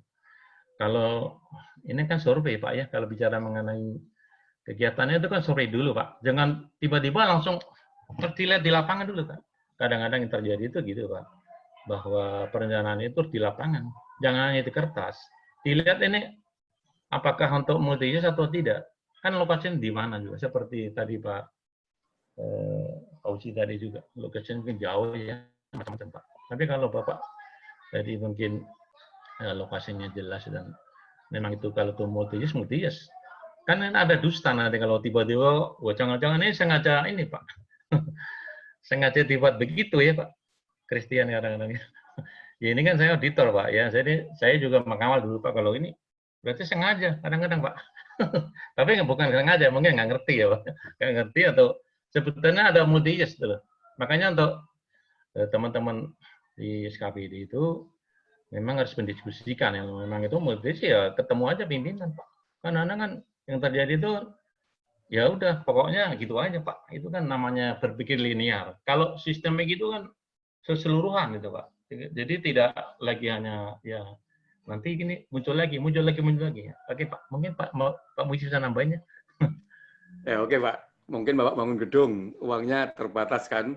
Kalau menurut saya ada 3 pilihan. Ya saya selalu gitu Pak, banyak berikan pilihan dan optimasi terbaiknya di mana. Mungkin yang pertama adalah multi-use. Ya udahlah multi-use, ada keputusan kepala daerah dengan Dewan, DPRD, dibuatlah multi-use, maka di tahun-tahun depan akan dianggarkan. Yang kedua mungkin bukan multi-use, setiap tahun dianggarkan menjadi tahapan. Bisa juga seperti itu Pak. Ya, lancar dan tidak ada masalah. Dan yang kedua ini juga akan jadi masalah. Setiap tahun harus tender dan sebagainya, jadi hambatan. Ya, kita buat alternatif yang ketiga Pak. Kita buat saja kontrak bersyarat. Jadi kalau bangun gedung 90 miliar, tahun ini ada anggarannya 30 miliar, ya kita tenderkan 90 miliar, Pak. Dengan syarat nanti kalau tahun depan anggarannya lagi, Anda langsung berkontrak. Tahun ketiga ada anggaran lagi, langsung nggak usah tender. Ya itu namanya kontrak bersyarat. Saya sudah melakukan hal ini di beberapa tempat, ya. Tapi ini kadang-kadang auditor, APH dianggap, loh kok nggak tender dan sebagainya. Nah untuk hal tersebut, Pak, Bapak buat aja surat kepada LKPP. Menurut efektif penilaian analisa efektif efisiennya dan itunya lebih baik dilakukan selain kontrak bersyarat, ya kita minta rekomendasi untuk bisa menjadi tender secara kontrak bersyarat. Nah, jadi kita jangan sibuk pengadaan, sibuklah udah kinerja gitu ya. Terima kasih. Baik, Pak Kwi Cahya Faisal, mohon izin Pak, karena ini sama-sama dari Kaltim Bontang. Mungkin sekedar mengkolaborasi jawaban dari Pak narasumber dengan Pak Kus dengan Pak Muji terkait dengan RKBMD ini tadi. RKBMD ini kan sebenarnya kalau kita mau coba harmoniskan dengan Perpres 16/2018 di pasal 18 ayat 1 itu kan perencanaan pengadaan dimulai dari identifikasi kebutuhan. Nah, dalam Permendagri itu tadi kan siklusnya RKBMD ini kan rencana kebutuhan barang milik daerah. Ini memang bahasa yang berbeda, tapi sebenarnya bisa dikonekkan, Pak. Nah, gimana caranya supaya bisa bisa sinkron berjalan? Artinya apa yang diharapkan ada masuk dalam RKBMD itu nanti menjadi di dalam RKA. Ya, coba dengan Pak Amiruddin ya Pak ya, Kabak PBJ Bontang ya. Di unmute dulu Pak. Beliau sekarang Kepala Bapelitbang, Pak. Oh, sudah Kepala Bapeda. Nah, ini malah lebih enak. Karena bisa dari Kepala Bapelitbangda, koordinasi dengan bidang aset di BKAD, dengan... Dan saya di bidang aset. Ya, buat... ya? Dari bidang asetnya. Dari bidang aset di BKAD itu di-combine, dibuat jadi satu tim bersama dengan TAPD, harmoniskanlah itu. Tapi memang ini saya akui itu tidak mudah, Pak, karena kami di Kutai Barat berusaha untuk melakukan hal seperti itu. 2 tahun berjalan ini hanya 10-20% gitu loh yang bisa terrealisasi. Jadi memang tidak mudah karena kita kalau Pemda ini kan seperti pemerintah pusat yang dimikrokan, beda dengan teman-teman dari kayak Kementerian LHK yang ngurusnya cuma LHK aja. Kalau kita kan ada OPD ini seperti kementerian-kementerian, jadi memang kebutuhannya luar biasa, skupnya banyak. Tapi kalau nggak dimulai, Pak, ini bisa ya nggak akan selesai. Jadi kita memang mengurai sedikit demi sedikit lah, harmoniskan. Apalagi mantan Kabak PBJ menjadi Kepala Bapelitbangda, ini pasti bisa lebih mulus lagi gitu, Pak. Pak, semoga ya bisa berjalan lah, Pak, kita yang seperti itu. Pak Muji, ini berarti waktunya tinggal 5 menit. Apa boleh satu pertanyaan lagi, Pak? Ya, silakan. Oke. Silakan dengan Pak Undang Rohendi. Silakan dikonfirm permintaan unmute dari saya, Pak Undang. Assalamualaikum warahmatullahi wabarakatuh. Saya dari Waalaikumsalam. Karawang, Pak, Jawa Barat, Karawang, Jawa Barat ya. Siap. Nah ini Pak, turunannya nih PP 12 2019 ini Permendagrinya nih. Yang kedua mengenai kontak tahun jamak juga nih Pak ya, karena ini hubungannya dengan pengadaan. Kebetulan ini ada pembangunan 200 miliar nih Pak. Rencananya ini lagi disusun nih untuk 2021 dan seterusnya. Kemungkinan ini menggunakan 3 tahun anggaran. Di dalam pasal 92 ini ayat 2 nomor A ini, untuk pekerjaan konstruksi ini harus lebih dari 12 bulan pelaksanaannya. Bagaimana kalau kurang dari 12 bulan, tapi menggunakan 2 tahun anggaran. Yang ketiga mengenai nota kesepakatan. Apakah boleh di APBD perubahan antara kepala daerah dengan DPRD? Sudah cukup 3, Pak. Terima kasih. Ya, mari Pak Kus, silakan. Ada 3. Pertanyaan pertama tadi apa ya Pak Undangnya? Turunannya Pak, Permendagrinya Pak. Turunan Permendagrinya, oh ya, Iya. belum muncul ya Pak ya. Iya. Oke, silakan Pak. Turunannya tuh Pak, ya munculnya tuh ada, yang terakhir itu ada Permendagri terkait dengan pengukuran indeks pengelolaan keuangan daerah. Tapi yang sekarang ini tiap tahun ya sementara yang muncul itu kan apa ini pedoman penyusunan APBD tahun 2021 itu Permendagri nampak Pak ya, tahun 2020 tahun depan juga klasifikasi ya dan apa ya mengenai anggaran juga Pak ya. Saya kira tidak hafal semua ini. Saya kira ini ada, cuman mudah-mudahan saya kira tidak lama lagi ada turunan terkait dengan apa ya terkait dengan Permendagri 13 2006 ya tentang pengelolaan keuangan daerah. Saya kira selama kalau belum muncul Permendagrinya itu kan kita ya bisa memedomani yang lama Pak ya. Saya kira memang di dalam PP itu kan sudah jelas sebenarnya Pak bahwa untuk mempedomani juga Pak ya untuk tahun 2021 itu pakai itu juga. Seperti juga ini Pak, saya Siti informasi Kemendagri ini kan juga sudah ada juga muncul Pak ya. Nah, juga klasifikasi ini Pak terkait dengan pengelolaan keuangan daerah ya ini sudah ada juga Pak. Oke Pak, saya kira kalau mengenai Mudayas ini mungkin Pak Muji bisa menjelaskan ya. Pak Muji. Oke Pak. Ya, Pak. Ya, aturannya kan memerlukan waktu 12 bulan Pak. Sebenarnya intinya yang membebani lebih dari 1 tahun anggaran Pak gitu ya. Jadi kalau tapi dari 12 bulan. Ya, terjamin ada anggarannya ya berarti harus dimulti-use-kan Pak. Ya, itu kalau saya mengertikan gitu Pak. Kadang memang aturan ini nggak bisa mengikuti dinamika lapangannya gitu. Ya, yang dibuka aja Pak. Jadi kalau lebih 1 tahun anggaran, misalnya kerjaan 10 bulan, tapi membebani 2 tahun anggaran, ya itu Pak multi-use itu Pak ya. Itu juga ya. Oke. Tidak bertentangan dengan ini Pak, pasal 92 ayat 2 Pak, nomor A ini dari PP 12 ini Pak. Ya, kalau Pak cermati juga ya, persetujuan antara Kemendagri dengan LKP untuk pandemi ini kan bisa diperpanjang Pak. Lebih 1 tahun ini. Bukan Pak. Jadi kalau itu menabrak juga dengan menabrak PP-nya juga Pak. PP-nya Pak, iya, 92 ayat 2 Pak. Iya, jadi tekstualnya begitu Pak, yang kontekstualnya itu yang gitu Bapak sampaikan aja lah kepada Biro Hukum Bapak atau Inspektoratnya Bapak, hal demikian melanggar atau tidak itu ya. Kita buka banyak para pihak aja gitu. Masih. Begitu Pak, oke? Iya Pak, terima kasih Pak. Yang ketiga Pak, yang nota kesepakatannya ini di perubahan ini gimana nih? Ya kalau yang disepakati hanya sekian, berubah jadi sekian, menurut saya harusnya berubah itu. Administrasinya harus berubah menurut saya. Karena MOU-nya Pak, MOU antar kepala daerah ini dengan dengan dewan ini bukan dimurni Pak KUHPPAS-nya nih. Jadi nota kesepahaman kan bersamaan dengan KUHPPAS. Yeah. Bukan dimurni tapi di perubahan Pak.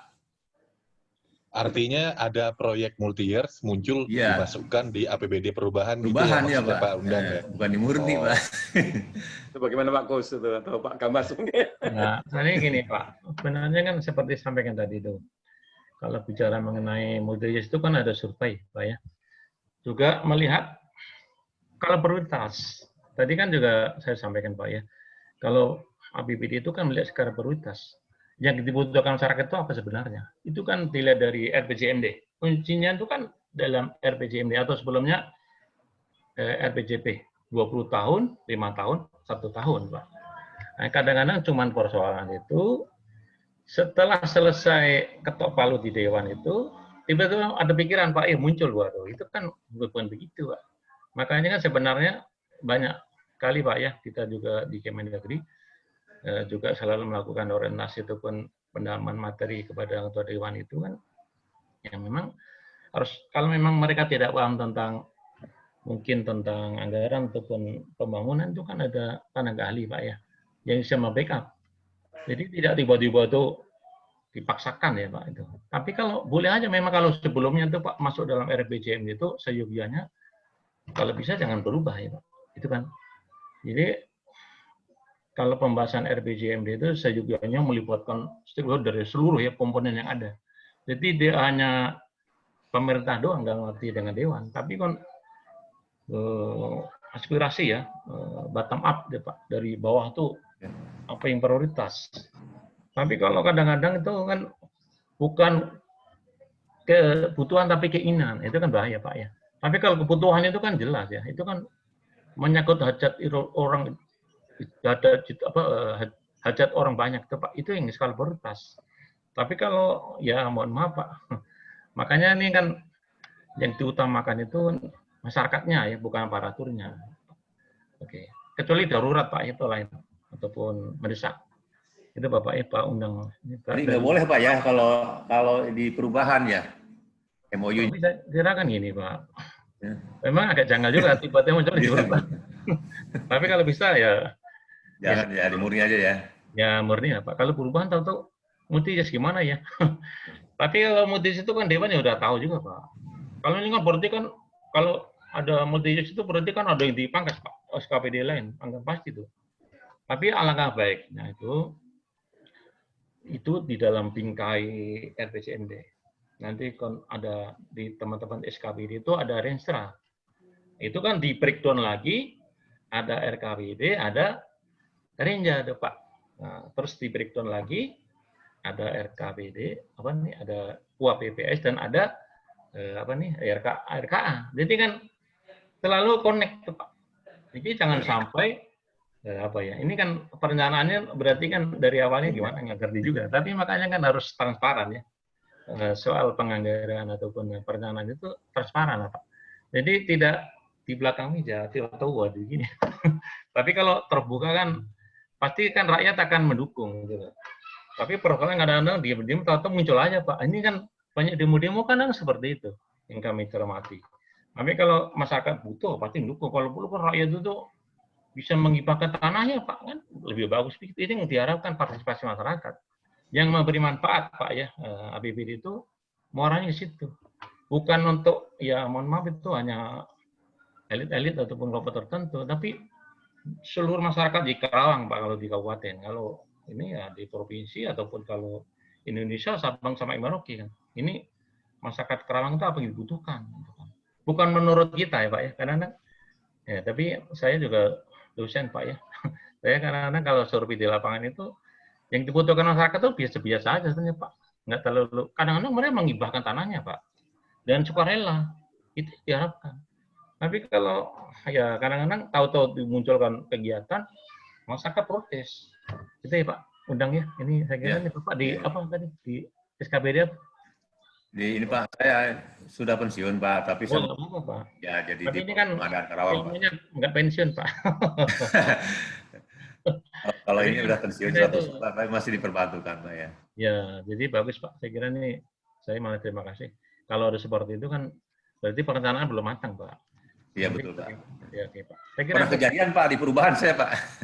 ya, tapi udah diketok palu.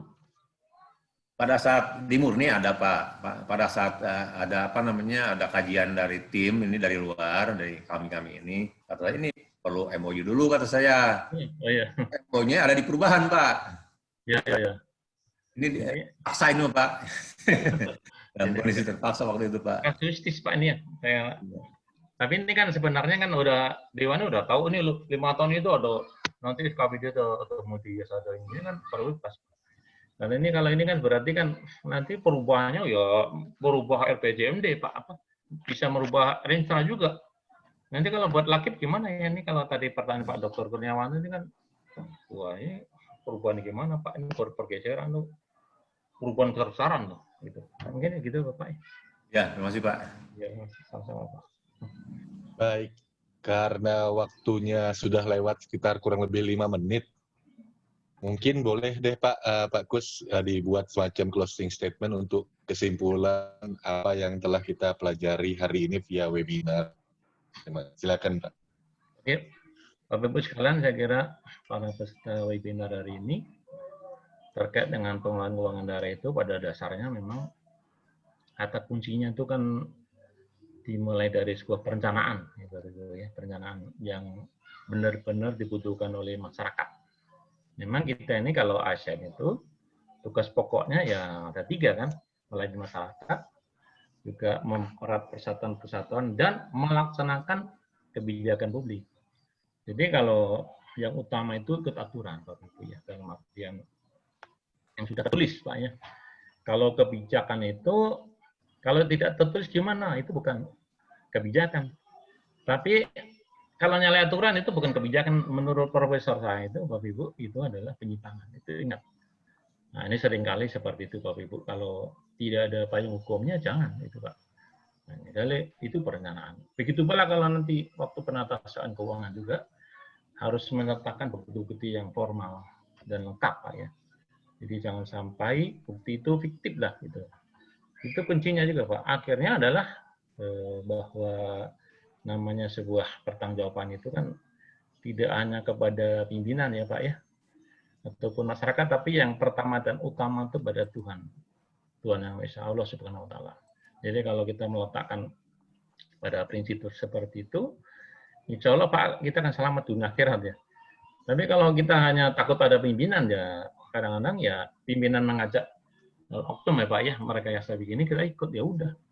Seperti kita lihat sekarang ini Bapak Ibu ya, saya mohon juga aturan yang dipegang, bukan kebijakan pimpinan.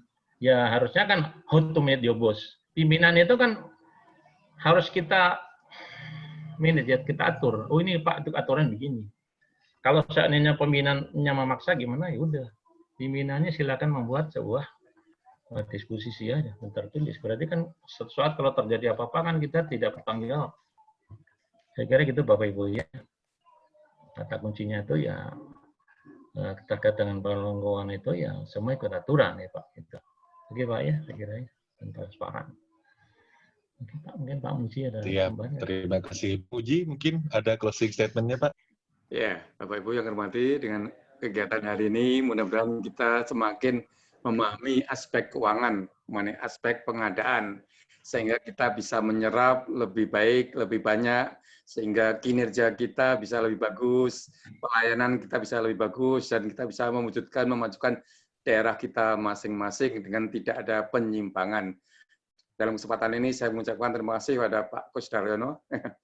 Pertemuannya baru kali ini Pak di webinar ya. Ya Pak. Nanti bermanfaat ya, banyak akan memberikan manfaat terhadap para pihak. Ya, lakuin Pak. Ya. Terima kasih kepada Pak Christian Gamas, Pak Muklis, dan para Bapak Ibu peserta pelatihan ini. Nanti yang belum terjawab, ya mudah-mudahan saya insya Allah berjanji jam 7 malam. Kita akan kita kasih 1 jam lagi lewat grup WA. Ya, terima kasih. Iya. Baik, jadi saya coba rangkum sebuah kesimpulan dari pembahasan kita mulai dari jam 14.30 waktu Indonesia Barat, bahwa yang pertama dinamika lapangan dan peraturan ini harus dapat diselaraskan ya, kemudian juga perlu disinkronkan, dan yang penting pelaksanaannya harus dapat terdokumentasi dan dapat dipertanggungjawabkan secara aturan perundangan yang berlaku. Kemudian aspek kebutuhan dalam pengadaan barang jasa dan juga pengelolaan keuangan daerah, kiranya perencanaan ini lebih mengutamakan pada kepentingan masyarakat. Kebijakan itu bukan berarti boleh dilakukan semaunya, karena kalau dilakukan semaunya maka itu merupakan penyalahgunaan kewenangan, penyalahgunaan kekuasaan, tapi perlu diperhatikan bahwa sebuah kebijakan, sebuah diskresi itu wajib dilaksanakan dengan tidak bertentangan dengan peraturan perundangan yang berlaku. Hanya dalam kasus kondisi tertentulah peraturan perundangan itu terpaksa bisa dibelokkan, itu semata-mata atas dasar kepentingan masyarakat secara luas agar pelayanan publik tetap berjalan dengan baik. Kemudian tadi telah disampaikan juga bagaimana kita sudah belajar aspek keuangan, aspek perbendaharaan di daerah khususnya. Ini memang tidak mungkin selesai hanya dalam kurang lebih 40 menit penyampaian materi, sehingga mari kita dari paparan oleh Pak Kusdaryono tadi ini menjadi starting point kita untuk masuk mempelajari peraturan perundangan terkait dengan keuangan daerah, supaya nanti bisa kita sinkronkan dengan peraturan pengadaan barang jasanya. Ya, tadi seperti sebagai contoh, bagaimana identifikasi kebutuhan yang di dalam Perpres bisa kita selaraskan menjadi dengan memanfaatkan peraturan Menteri Dalam Negeri terkait pengelolaan barang milik daerah. Itu kan bisa diselaraskan, diklopkan, supaya memang pengadaan barang jasa kita berbasis untuk kinerja, sehingga pelayanan di daerah kita masing-masing bisa menjadi optimal. Kurang lebihnya kami dari Muji Santosa sharing pengadaan, kemudian juga Pak Kusdaryono, dan terima kasih Pak sudah berkenan untuk mengisi di sini. Sebagaimana tadi telah diucapkan oleh Pak Muji juga, terima kasih Pak Muji sudah membantu untuk dalam pembahasan untuk mempertajam materi. Pasti kami menyadari bahwa saya selaku moderator maupun rekan-rekan dalam webinar ini akan ada sesuatu yang tidak kami sadari, kami ucapkan, dan itu bila menyinggung Bapak Ibu, kami mohon maaf, mohon diampuni, dan bila ada hal yang bermanfaat, silahkan Bapak Ibu aplikasikan. Kemudian apabila ada hal-hal yang ingin disampaikan atau mau didiskusikan lebih lanjut, itu bisa lewat dari grup pengadaan, grup dari Muji Santosa Training and Consulting ya di MS Share Pengadaan.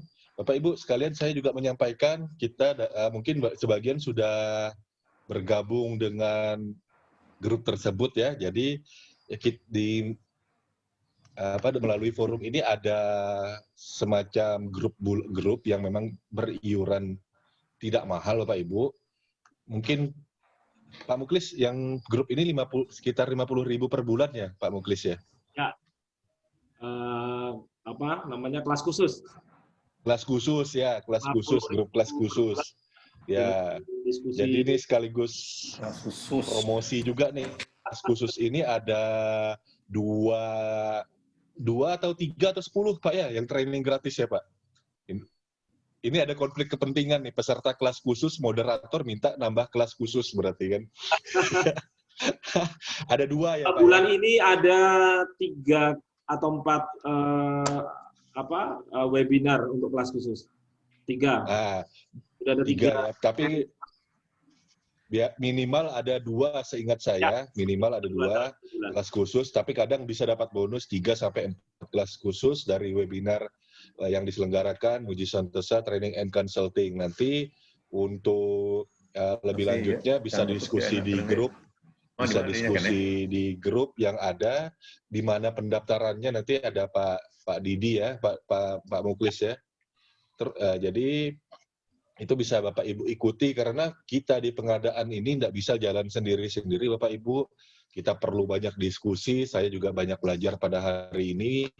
Ya, teman-teman juga bertanya, itu juga memberi ide. Kalau kita terus membuat komunitas positif ini tadi berkembang, maka kiranya pengadaan yang baik, pengadaan yang bebas rasa, dikit-dikit takut, dikit-dikit dasar aturan hukumnya apa, itu bisa ya kita minimalisir lah. Baik, dengan demikian saya harapkan teman-teman bisa terus aktif untuk ikut kegiatan-kegiatan dari Muji Santosa Training and Consulting. Ada webinar terdekat lagi Pak Muklis ya? Ya. Iya, jadi nanti bisa terus dipantau. Hari Senin, free Senin. memahami billing rate Inkindo dengan Inkindo. Nah, free. billing rate Inkindo. Ntar, nanti kita share deh ya. Siap. Jadi untuk jasa konsultan yang non-konstruksi ya Pak ya, yang Inkindo ini ya. Juga free. Wah. Peran LKPP dalam Probity Advis. Nah, jadi ada banyak ya, silakan nanti diikuti. Oke, saya akhiri. Wabillahi taufiq wal hidayah. Wassalamualaikum warahmatullahi wabarakatuh.